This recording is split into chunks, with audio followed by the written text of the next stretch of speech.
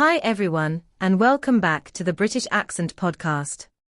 I'm Emily, and I'm here today with my co-host, Jake. Hello. Thanks for tuning in, wherever you are. I reckon most of you are probably listening from your bedroom or your little study corner today, right? Exactly, which is perfect, because today's episode is all about how you can learn English effectively even if all you've got is a small room and a big dream. And let's be honest, most of us don't have a fancy office or a private library. We're working with what we've got. I used to study in my bedroom back in uni, tiny place, no desk, just a bed and a pile of books on the floor. Same here. I remember trying to memorize vocabulary while sharing a room with my sister. She was always watching TV, and I had to block out the noise with headphones and focus anyway. Right, and that's the thing, isn't it? Learning English doesn't need a massive setup. If you've got a phone, some Wi-Fi, and a bit of consistency, you're golden. Let's start with the basics. If your room's tiny, use that to your advantage. Keep your learning materials within arm's reach. Have a small notebook by your bed, use sticky notes on your mirror, and turn your phone into a learning tool instead of a distraction. Absolutely. And don't underestimate the power of your voice. Even if you're alone, speak English out loud. Describe what you're doing. I'm brushing my teeth, I'm making tea. It sounds simple, but it trains your brain to think in English. Yes. Talking to yourself in English might feel odd at first, but it works. I used to narrate my day like I was in a documentary. It felt silly, but my fluency improved so quickly. And if you've got a mirror, even better. Practice speaking while looking at yourself. You'll get more comfortable with your facial expressions, pronunciation, and confidence. You don't need an audience, just a reflection. Another tip. Surround yourself with English without making a mess. You don't need textbooks all over your bed. Use audiobooks, podcasts, or YouTube videos while you tidy your room, cook, or just lie back and relax. Oh yeah, passive listening is a game changer. You might think you're not learning much while folding socks, but your brain's soaking it in. Language absorption happens even when you're not fully focused. And make your space feel inspiring. I used to stick quotes in English on the walls. Nothing too fancy, just handwritten stuff like keep going, or mistakes mean progress. Those little reminders helped me stay motivated. Mine was fluent isn't perfect, it's brave.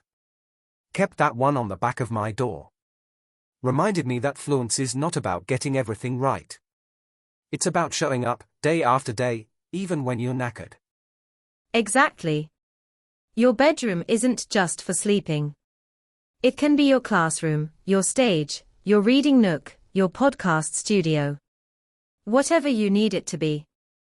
And don't forget, you don't need to study for hours on end. Even 10 minutes of focused practice in a small space can move you forward. It's about quality, not square meters. Right?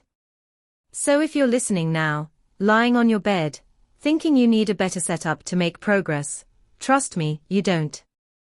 You've got everything you need already. Your room, your voice, your passion.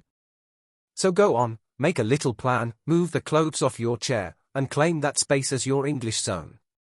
Even a showbox can feel like a language lab if your mindset's right. We'll leave it there for now. This has been the British Accent Podcast, and we're always cheering you on, no matter how small your room might be. Another thing people forget is how powerful repetition is. If you're stuck in the same small space every day, use that routine to your advantage. Wake up and revise the same 5 words you learnt yesterday. Keep them fresh in your head while you make your bed or brush your teeth. Yes, and don't be afraid to use objects around your room for practice. Label things in English: drawers, lamp, window, pillow.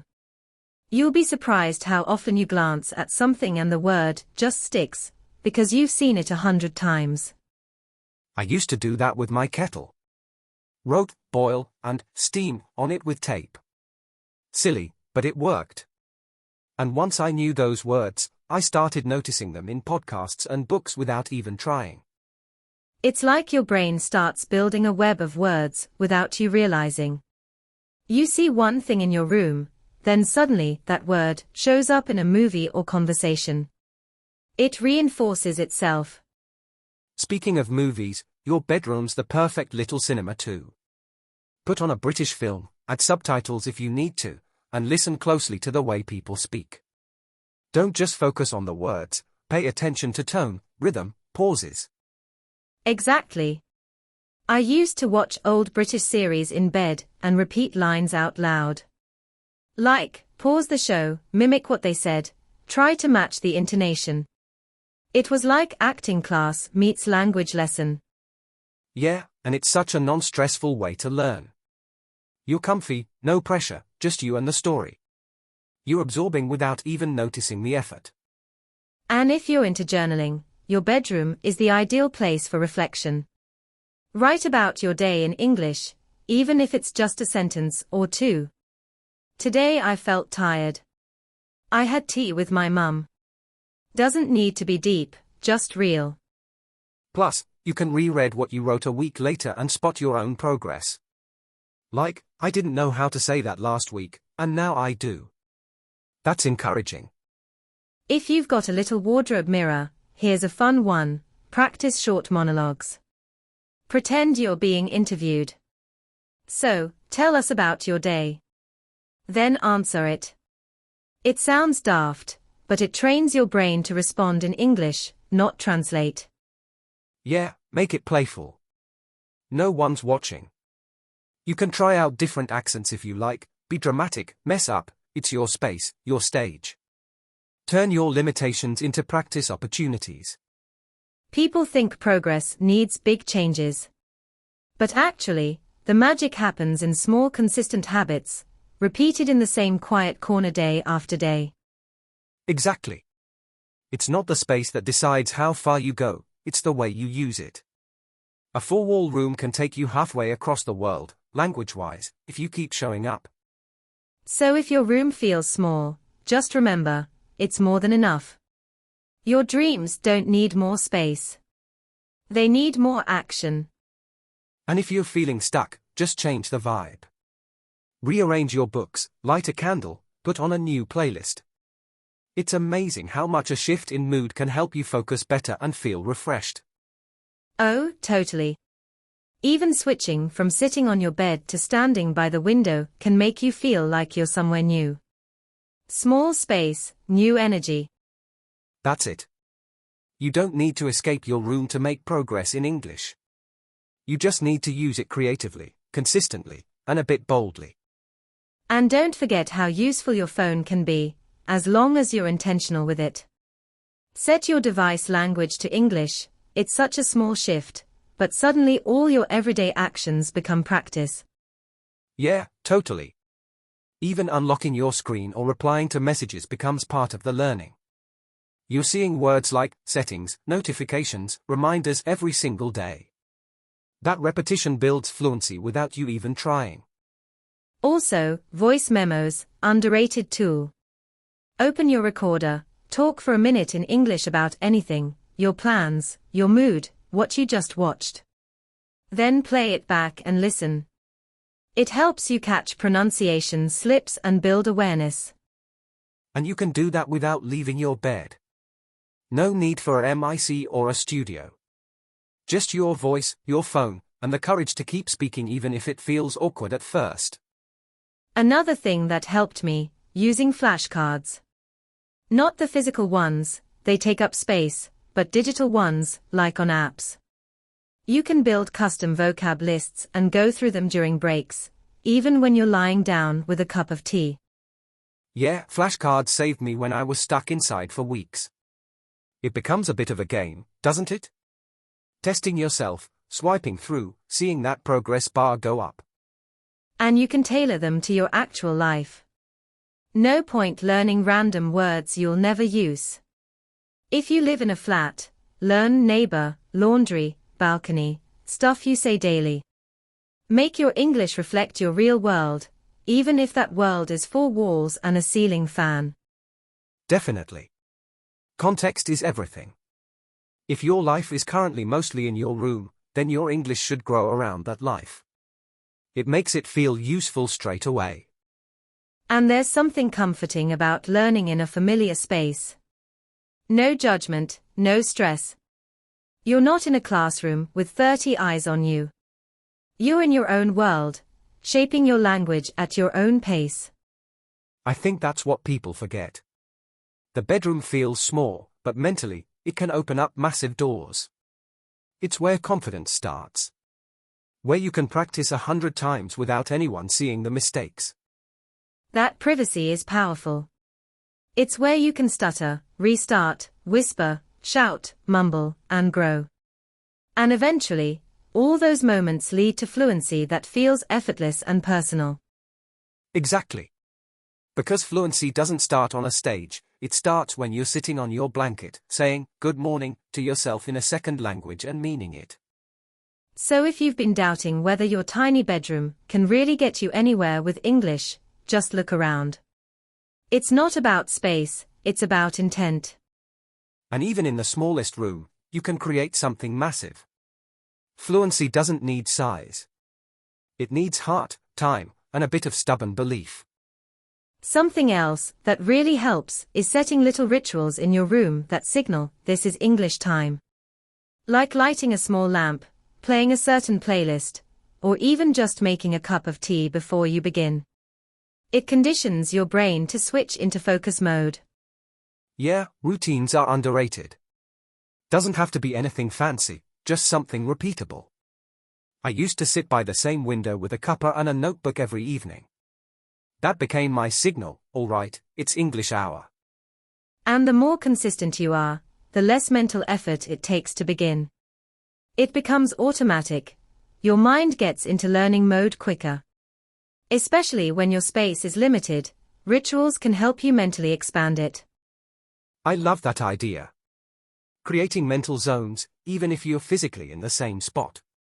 One corner becomes your speaking corner, your bed becomes your listening spot, your mirror becomes your practice partner. Exactly. And the funny thing is, the more time you spend practicing in that small room, the more confidence you build to use English outside of it. That's the quiet power of showing up daily. Yeah, because people often think progress has to be loud and dramatic. But some of the biggest breakthroughs happen in silence, between the walls, in your socks, with messy hair and an open app. And you don't need anyone's permission. You can practice how you want, when you want. Sing, repeat, whisper, journal, it's your space. There's no pressure to perform. Also, don't feel guilty if you're not doing textbook perfect learning every day. Progress comes in many forms. Watching a 5-minute video and picking up just one phrase, that counts. Repeating one sentence until it feels natural, that's valuable. Totally. Learning doesn't have to look busy to be effective. If you spent 20 minutes listening to how a native speaker says, "Did you?" and mimicking it until you got it right, that's deep learning. And you can do it from under a blanket. And that brings me to sleep, actually. If you're learning in your bedroom, make use of the transition between wake and rest. Listen to a podcast while winding down. Let English be the last thing you hear before you sleep. Yes. I used to fall asleep listening to audiobooks. I wasn't actively trying to memorize anything. I just wanted English to feel natural in my ears. And over time, my brain started picking up rhythm, tone, even new expressions without effort. It's brilliant, isn't it? That kind of exposure adds up. Even if you're half asleep, you're still soaking in sound. And your room becomes this quiet, consistent space where English gently grows in the background.